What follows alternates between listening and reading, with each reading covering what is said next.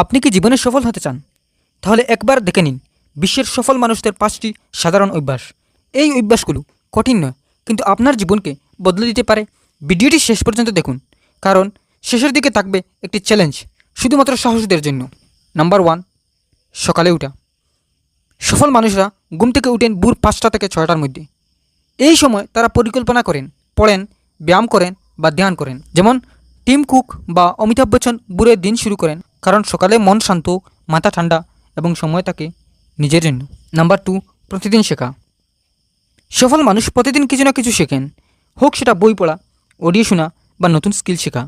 Bill Gates প্রতি বছর 50টা বই পড়েন, কারণ তারা জানেন শেখা কখনো থামে গেলে উন্নতিও থেমে যায়। নাম্বার 3, নির্দিষ্ট লক্ষ্য স্থির করা। তারা ঠিক করে রাখেন আমি এই বছর কী অর্জন করব, তারপর সেই অনুযায়ী ছোটো ছোটো কাজ ভাগ করে ফেলেন।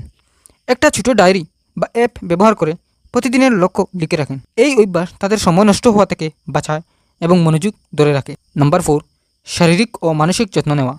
সফল মানুষ জানেন যদি শরীর ভালো না থাকে, মনও ভালো থাকে না। তাই তারা প্রতিদিন কিছুক্ষণ ব্যায়াম, মেডিটেশন বা হাঁটাহাঁটি করেন, মাইন্ডফুলনেস প্র্যাকটিস করেন, যাতে চাপ কমে, মন শান্ত থাকে। আপনি যখন ফিট থাকবেন তখনই বড় কিছু অর্জন করতে পারবেন। নাম্বার 5, সঠিক মানুষের সঙ্গে সময় কাটান। তারা নেতিবাচক বা সময় নষ্ট করা মানুষের এড়িয়ে চলেন। সফল মানুষ আশপাশে রাখেন এমন মানুষ যারা অনুপ্রাণিত করে, শেখায় ও ভালো কিছু করতে উৎসাহ দেয়।